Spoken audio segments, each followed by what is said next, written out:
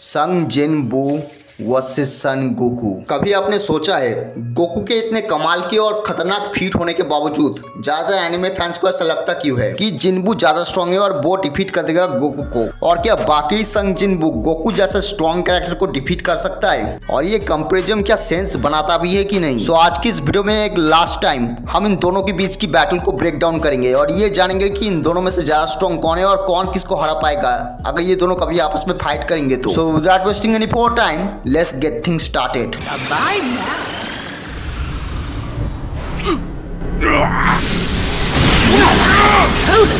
Allow me to push your power past its limits.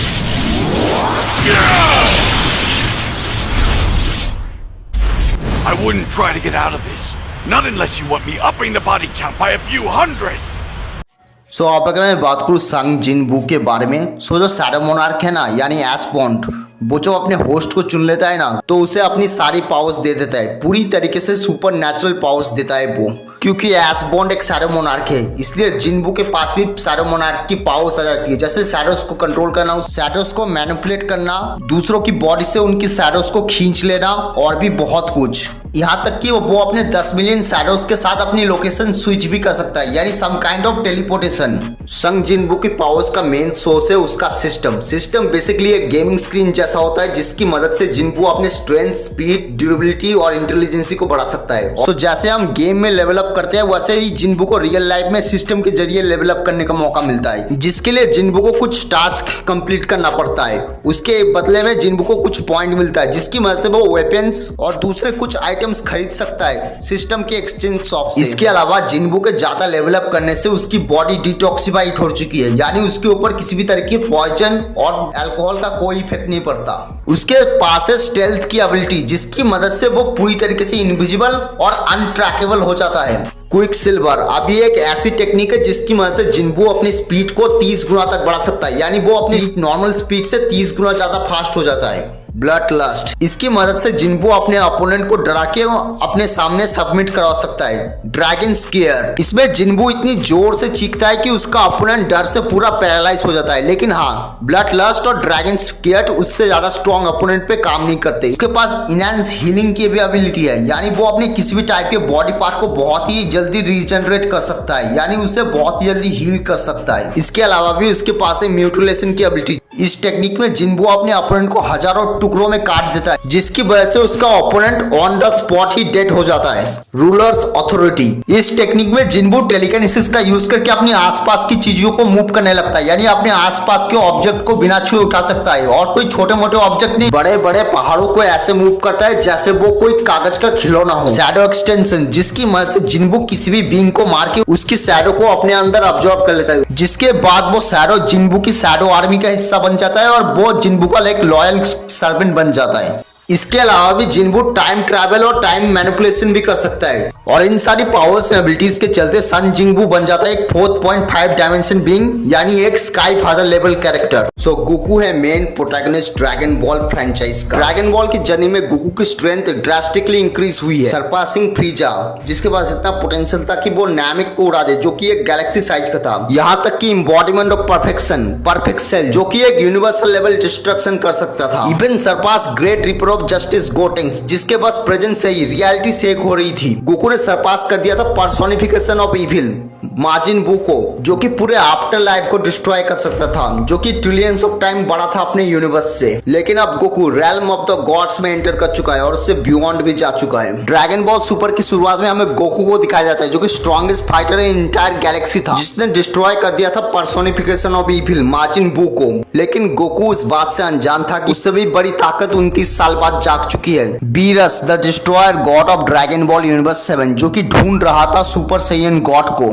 Beerus को पता चला strongest Saiyan in existence Son Goku के बारे में, और वो उससे सुपर सैयन गॉड के बारे में पूछने चला गया। गोकू और बीरस फेस टू फेस आते हैं और गोकू बीरस को चैलेंज करता है एक फ्रेंडली डुएल के लिए। गोकू पावर अप करता है और वो ट्रांसफॉर्म हो जाता है सुपर सैयन 3 में। Super Saiyan 3 Saiyan equal to heaven, जिसने हिला रखा है आफ्टर लाइफ को। लेकिन जब उसका सामना हुआ बीरस द डिस्ट्रॉयर से, तब बीरस ने उसे ओनली 3 हिट में ही डिफीट कर दिया। गोकू समझ गया था कि उसके और बीरस के पावर लेवल्स में जमीन आसमान का फर्क है। गोकू ने इस बात को इग्नोरेज किया कि सुपर साइयन 3 वेजिटो भी हरा नहीं सकता बीरस को। गोकू ने डिसाइड किया कि बीरस को रोकने का एक ही रास्ता है, सुपर साइयन गॉड। सेनरोन ने बताया कि सुपर साइयन गॉड बहुत ही पहले मारा जा चुका है, लेकिन उसकी पावर्स को अभी भी अचीव किया जा सकता है रिचुअल की मदद से। 5 pure hearted science including pan अपनी लाइफ को गोकू के साथ मर्ज कर लेते हैं, जिससे सुपर साइयन गॉड का दोबारा जन्म होता है। लेकिन इस बार सुपर साइयन गॉड यामोशी नहीं बल्कि था अपना सन गोकू। और अब वक्त हो चुका था यूनिवर्स के सबसे इंटेंस बैटल का,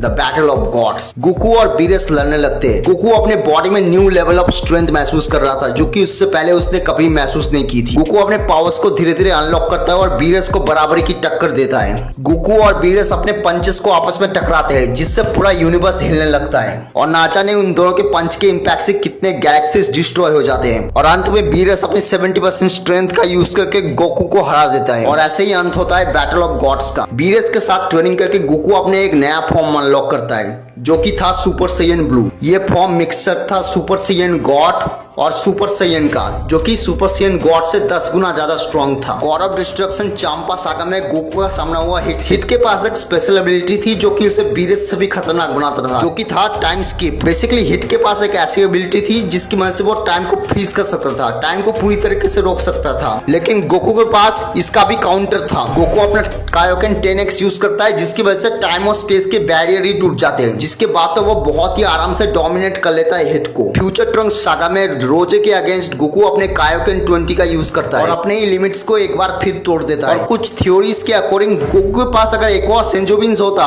तो वो इन्फिनाइट जामासु तक को टेक डाउन कर देता, जो कि टाइमलाइंस तक को खा जाता है। टूर्नामेंट ऑफ पावर में गोकू का सामना हुआ जीरन से। जीरन जिसके पास प्रेजेंस से ही इन्फिनाइट वॉइड हिलने लगा था। गोकू अपने स्ट्रेंथ को टेस्ट करता है जीरन के अगेंस्ट। गोकू अपने गॉड फॉर्म में जीरन को पंच मारता है, लेकिन जीरन उसे रोक लेता है एक ही उंगली से। गोकू सुपर साइयन ब्लू में ट्रांसफॉर्म होता है और तब जाके वो जीरन को एक अच्छी खासी टक्कर दे पा रहा था, लेकिन जीरन अब भी होल्ड बैक कर रहा था। यहाँ तक कि कायोकेन टाइम 20 भी इनफ नहीं था उसे सीरियस करने के लिए। गोकू अपना ट्रम्प कार्ड यूज करता है, जो कि है यूनिवर्सल स्पिरिट बॉम्ब, बट ये भी काफी नहीं था जीरन को टेक डाउन करने। जीरन इससे बहुत ही आसानी से डिफ्लेक्ट कर देता है और गोकू के ऊपर ही इससे फेंक देता है। गोकू अपने खुद के अटैक से गिर जाता है और वो ऑलमोस्ट मरने की हालत में होता है। लेकिन जब एंजल्स गिरते हैं वो कभी ना कभी सारी मुश्किलें पार करके फिर से स्वर्ग की ओर उड़ जाते हैं। धुएं को चीरते हुए गोकू उठता है ऐसी ताकत के साथ जिसे गॉड्स भी अभी तक पा नहीं पाए हैं। Ultra instinct. और अब जन्म हो चुका था एंजल बॉर्न इन हेल का। गोकू के अल्ट्रा इंस्टिंक्ट के प्रेजेंस से ही इन्फिनाइट वॉइड पूरा शेक करने लगा था। अल्ट्रा इंस्टिंक्ट को डिस्क्राइब किया जाता है एक ऐसी टेक्निक जिसमें यूजर की बॉडी अपने आप ही काम करने लगती है, माइंड तक कोई मैसेज जाता नहीं है। इस फॉर्म में गोकू की बॉडी अपने आप ही रिएक्ट करने लगती है। गोकू अब एबल था किसी भी अटैक को ऑटो काउंटर करने के लिए, no matter how dangerous that attack is. और इसके अलावा उसकी ड्यूरेबिलिटी और स्पीड भी बहुत ज्यादा बढ़ चुकी थी। गोकू और भी ज्यादा पावरफुल बनता गया जैसे जैसे टूर्नामेंट प्रोग्रेस करता गया। Goku surpass his own teammate evolution Vegeta. Evolution Vegeta जिसकी स्ट्रेंथ इतनी ज्यादा थी कि वो टोपो को भी ओवरपावर कर। टोपो कैपेबल था अपने एक ब्लास्ट से इन्फिनाइट वॉइड को डिस्ट्रॉय करने के लिए। वो अपना अल्ट्रा इंस्टिंक्ट एक बार फिर अनलॉक करता है, लेकिन इस बार कैप्ला के अगेंस्ट फाइट में। ड्रैगन बॉल विकी के अकॉर्डिंग कैप्ला उस टाइम पे इतनी ज्यादा स्ट्रॉन्ग थी कि वो किसी भी यूनिवर्स को वन शॉट में डिस्ट्रॉय कर सकती थी। हालांकि कैप्ला के पास एडवांटेज था स्ट्रेंथ में, लेकिन गोकू की स्पीड बहुत ज्यादा थी, जिसकी वजह से गोकू ने कैप्ला को बहुत ही इजीली डिफीट कर दिया विदाउट एनी स्वेट। गोकू ने जीरन के अगेंस्ट अपना अल्ट्रा इंस्टिंक्ट आखिरी बार अनलॉक किया। गोकू और जीरन उसके बाद फेस टू फेस आते हैं और लड़ने लगते हैं। गोकू अपने आप को शार्प करता है और आंख बंद करके जीरन के ऊपर बराज ऑफ अटैक करने लगता है। उसके बदले में जीरन भी पूरी स्ट्रेंथ से रिटेलिएट करता है with his full strength and Jiran decide करता है कि इस मैच को अभी के अभी खत्म करने और अपना सबसे ज्यादा खतरनाक अटैक गोकू के ऊपर फेंक देता है। बट गोकू ने अवेक कर लिया था उससे भी ज्यादा खतरनाक चीज को, जिसके रिस्पेक्ट में सारे गॉड्स खड़े हो गए। The मॉर्टल above the all God master ultra instinct, जिसमें जाने के बाद तो गोकू ने लिटरली मैन हैंडल कर दिया था जीरन जैसे स्ट्रॉन्ग कैरेक्टर को। जीरन का कोई भी अटैक गोकू पे वर्क नहीं कर रहा था, बट जीरन भी इतनी जल्दी हार मानने वाला नहीं था। उसने भी अपने लिमिट्स को तोड़ना शुरू किया। Jiran and Goku intense battle करते हैं, लेकिन इन दोनों के बीच में बहुत ही बड़ा डिफरेंस था। जहां पर जीरन सिर्फ अपने लिए लड़ रहा था, दूसरी ओर गोकू वो इन सब के लिए लड़ रहा था जो कि उसकी जिंदगी का पार्ट है, अपने दोस्तों के लिए, अपने फैमिली के लिए, अपने बेटे के लिए, यहाँ तक कि अपने एनिमीज के लिए भी। और सीधे सीधे बोले तो गोकू अपने पूरे यूनिवर्स के लिए लड़ रहा था, उसे अपनी जिंदगी की परवाह थी ही नहीं। और इसी ने उसे मोटिवेट किया और ऑल आउट जाने में मजबूर किया, और इसी की वजह से उसने जीरन को डिफीट कर दिया, वो भी अपने 0% स्टैमिना में। और आखिर में हम इसके फीट के बेसिस पे कंपेयर करें ना, तो ये बहुत ही आसानी से एक लोअर मल्टीवर्सल लेवल बीइंग बन जाएगा विद गॉड लाइक कैपेबिलिटीज। सो अब अगर मैं बात करूँ संग जिनवू वर्सेस सन गोकू के बारे में, सो नो डाउट ये दोनों ही बीइंग्स बहुत ही ज्यादा ओवर पावर है, बट गोकू की जो पावर्स है ना वो जिनबू के कंपेयर में बहुत ही ज्यादा है। गोकू यहाँ जीत जाएगा, वो लिटरली पटक पटक के मारेगा जिनबू और उसकी 10 मिलियन शैडो आर्मी को। गोकू ने यूनिवर्सल लेवल कैरेक्टर को बड़े आराम से डिफीट किया है मांगा में, और प्लैनेट डिस्ट्रॉयर कैरेक्टर को तो बहुत बार हरा चुका है गोकू। सो मेरे हिसाब से तो गोकू यहाँ जीत जाएगा, वो लिटरली हरा देगा जिनबू को। और हाँ मुझे पता है कमेंट में कुछ -30 IQ के लोग बताएंगे कि जिनबू अपने लाइट नॉर्मल में ओमनीपोटेंट है, यानी मानवा में, और उन लोगों को मैं बताना चाहता हूँ कि ऐसा कुछ भी नहीं है, क्योंकि मानवा में जिनबू की सबसे इंप्रेसिव फीट है टेरिटरी ऑफ इंटरनल रम को कॉन्कर करना। और अगर आप कॉमिक रीडर हो तो आप समझ ही चुके होंगे ये एक स्काई फादर लेवल फीट है, क्योंकि एक रम को कॉन्कर करने से कोई ओमनीपोटेंट बीइंग बन नहीं जाता।